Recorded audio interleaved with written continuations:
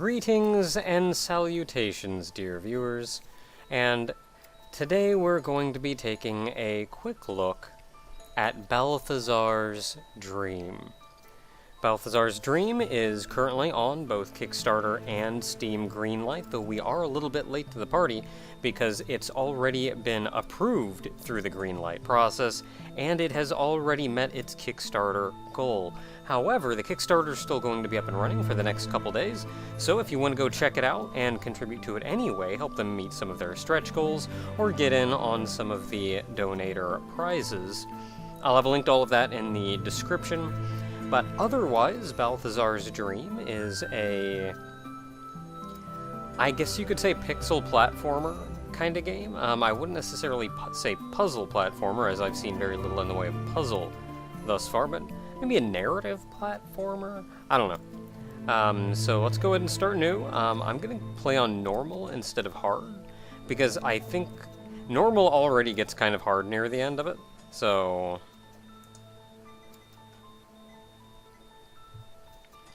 we're a dog named Balthazar. And we can run around, like me being a dog. We can run and jump.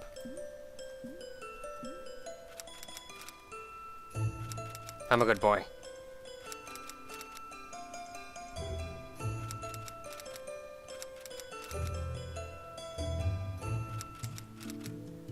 Bark, bark. Yes, the refrigerator, the source of all interdimensional travel. So the game controls with arrow keys and space, also WASD and space, so whatever. You may also need the mouse, but I'm not exactly sure.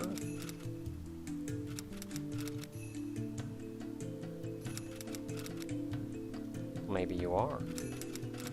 Nah.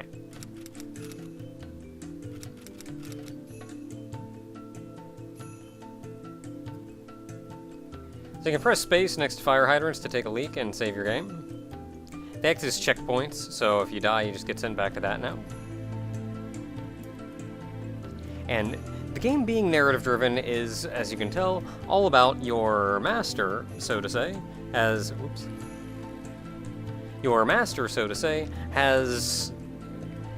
befallen a tragic accident. And you're trying to help him out.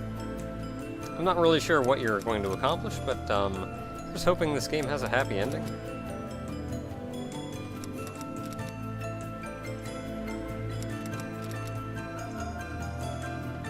So, introduction to a new mechanic. These platforms fall after you stand on them.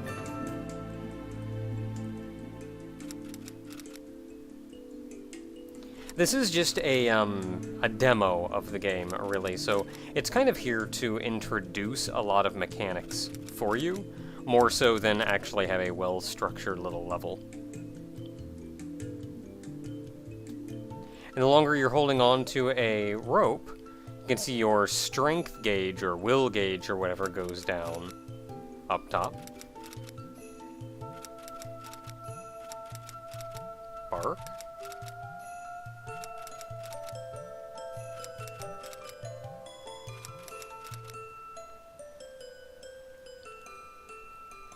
And I'm going to try to grab these on the downswing.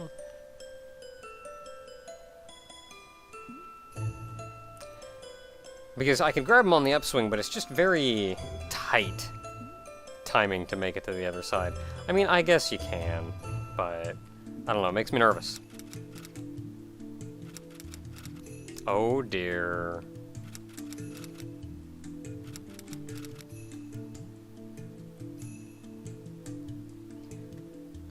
I'm going to take a leak and then go down and deal with this vacuum cleaner. You can see the vacuum cleaner even from a distance because of that circle effect that it gives off, which also kind of tells you its range of effect. Because as you get closer to it, you can see your will goes down. And if your will empties out within the range of a vacuum cleaner, you move away from it. Now, granted this is just a demo, but I don't believe it was structured very well in telling you what exactly you had to do here. As you see, when you're being pushed by the shove of the vacuum cleaner, if you press the direction that Balthazar is trying to run, you'll run even faster. Like, faster than you can normally move. You can fight the pull a little bit and go against it, but it's more difficult to do so, and you'll be moving very slowly. So right at the bottom down here, and I'll jump down here so you can see, is a very thin platform with that vacuum cleaner on it. You need to jump down there where the vacuum cleaner is and use the pull or push from the vacuum cleaner to make the jump across this big gap. I feel like this perhaps should have been taught to you in two different places, like introduce the vacuum cleaner in one place and introduce the jump in another.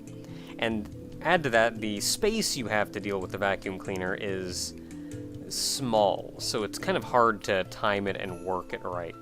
But you can kind of fight the vacuum cleaner and give you a little bit more space to deal with it. So I can get over here and then go, whoa, and make it. So, like, it works, but I feel like it could have been structured a little better.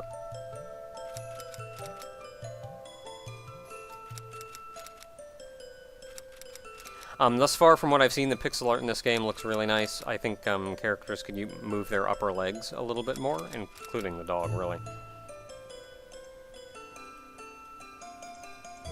But otherwise, it's actually looking kind of neat. I'm interested to see where the plot is going to go, where they're going to take this, or if it's just going to be challenge after challenge without a lot of learning, so to say. Yeah, I didn't handle that right at all. Okay, so something else I think that could have been structured a little bit better, perhaps visually, is different things can reduce your gauge faster than others. This vacuum cleaner here, for one, absolutely saps your gauge. Like, gone, if you're in range. So you have to run up here and then fail horribly. So wait for the vacuum cleaner to come back. Try that again.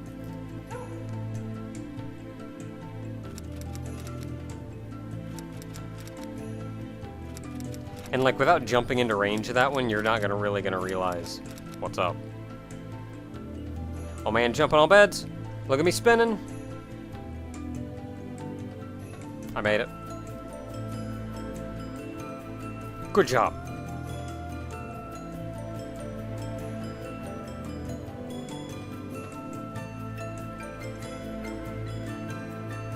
Hazardous over there is actually a small bit of advertisement for another game that this group has made. Okay, you have to use the vacuum cleaner on that one.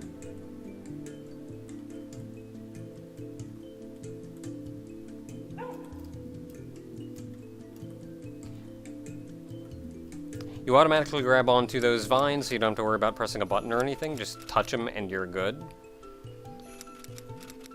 It does mean they have to be very aware that you're going to, like, grab onto them by accident sometimes. It's just something to take into account with level design. And yes, chocolate and grapes are very bad for dogs. So we're just gonna not touch either of them. The bath is pretty scary. Okay, so you can see the markers coming away from the bath, too. What happens if you just jump in? Anything? I don't know if it'll let you. Okay, bath kills you if you touch it. Good to know.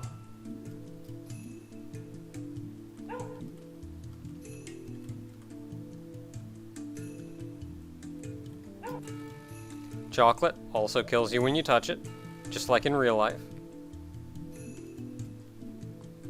Don't even have to ingest it, just... Okay, I made it. I think the range on some of these things is not quite lining up directly with its sprite. Because I'll get hit by stuff, or get in the range of stuff, before I actually think I'm in range of it. I made it. Try that again.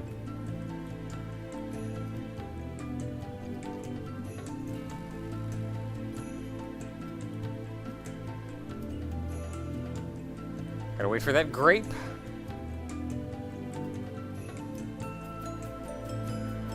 So the grapes, unlike the chocolate, the grapes do still kill you just by touching them. so that's pretty keen. But they also shoot projectiles out, so it's an interesting difference of mechanics here and there.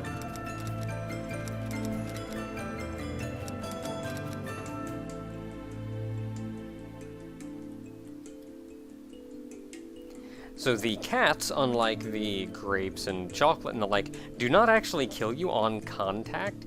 They have to stop and swipe at you. It's very quick, so it's honestly might as well be on contact, but it's not quite.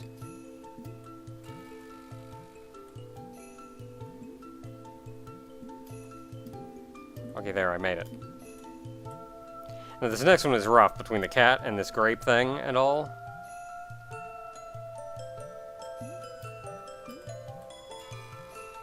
And I get taken out by the cat, and I just jumped into that cat, but I made it somehow.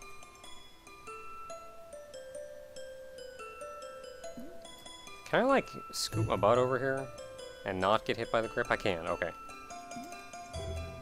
Platform!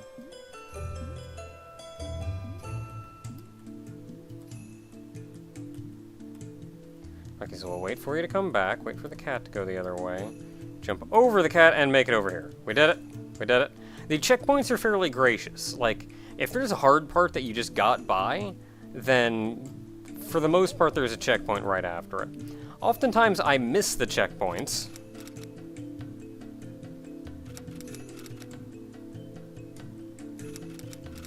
But for the most part you don't have to do a really hard thing twice. Just to, like, get to another hard thing after that.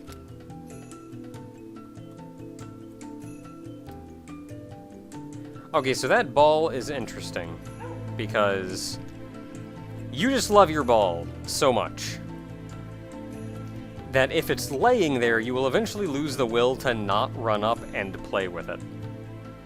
You just have to press down when you're next to it, though, and you'll pick it up.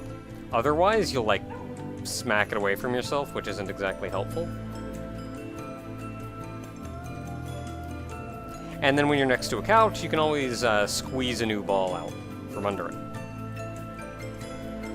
Now, there's a lot of mechanics so far that move your character around, and I will say it's going to be a level design challenge for them not to make this terribly annoying. But what we can do with this ball, since you're attracted to the ball, is if we can get the ball over there, we can do the same vacuum cleaner thing as before and use the pull from that to make our way over there. So we do that by going up here and jumping over some chocolate, dropping the ball, down shoot.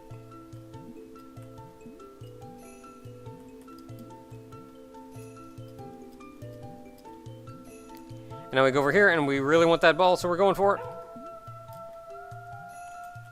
I got it. And thankfully cats very much dislike balls.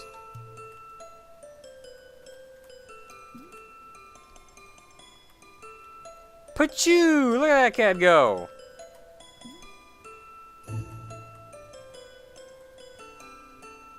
Got one. I'm gonna go get another one.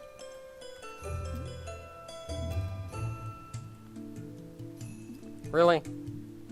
Yeah.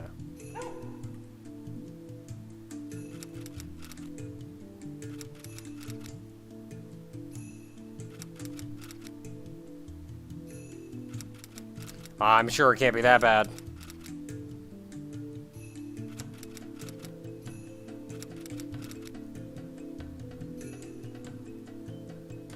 We got this. Okay, so you autosave at the fire hydrant right here, so we don't have to worry about it. And now we have to take out this cat.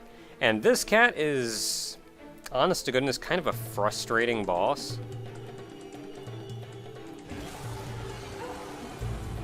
Go get him. And I may make this look not too bad because I've fought him like 5 billion times. But honest to goodness, after you...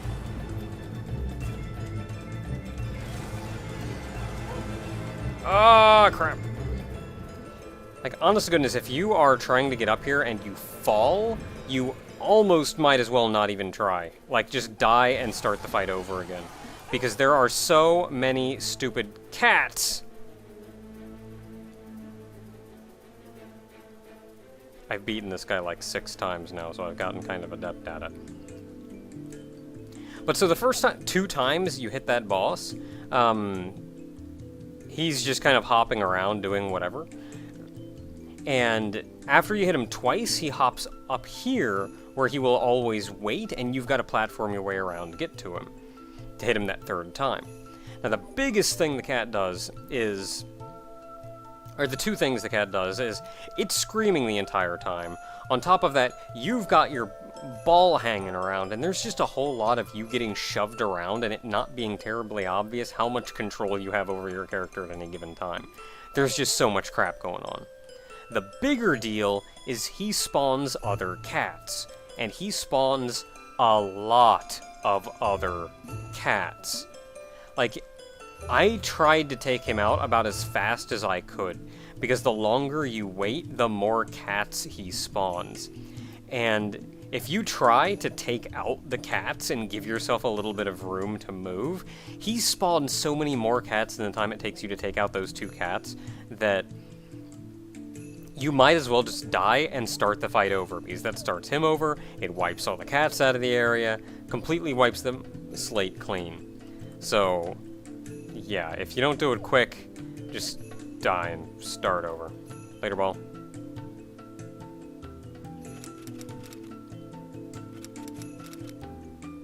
Heck yeah, reckon that cat.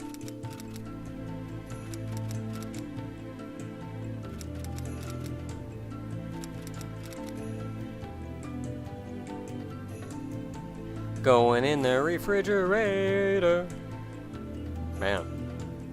Refrigerator portal. So right now, the refrigerator doesn't do anything. That's the end of the demo. You can click on the support us on Kickstarter thing. It'll open up your browser, take you to the actual Kickstarter. If you want to play the demo itself is available through either their Kickstarter or it's even up on Game Jolt, I believe. Honestly, a quick Google for Balthazar's Dream will take you to everything you need, but I'll have a bunch of links in the description anyway in case you want to check it out. I think the pixel art looks really fantastic. Maybe some of the animations could use a little bit of work. Like, I think a lot of the animations maybe look a little stiff, but I think the pixel art otherwise looks really nice. I think the story is something interesting that I'm curious to see where it's going to go. The gameplay even has some... I made it somehow. The gameplay even has some real interesting little tweaks to it that I would be excited to see what they could do with the level design. However, I do also believe there are some things in here that could... And this is where their level design is going to have to really be top-notch. Because there's a lot of things in here mechanically that could get very annoying very quickly.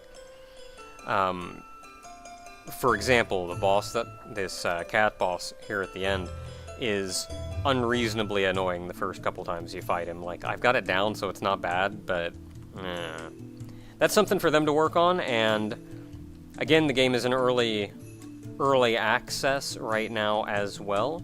I would like to see a little bit more variety in the environment as well, because like the background looks cool, this abstractness looks cool, but there's still just kind of these bricks everywhere, these bricks with a carpet on top of them, and that's about it. I'd like to see a more elaborate, fancier looking environment.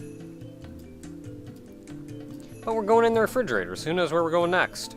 But that is Balthazar's Dream. Until next time, everybody.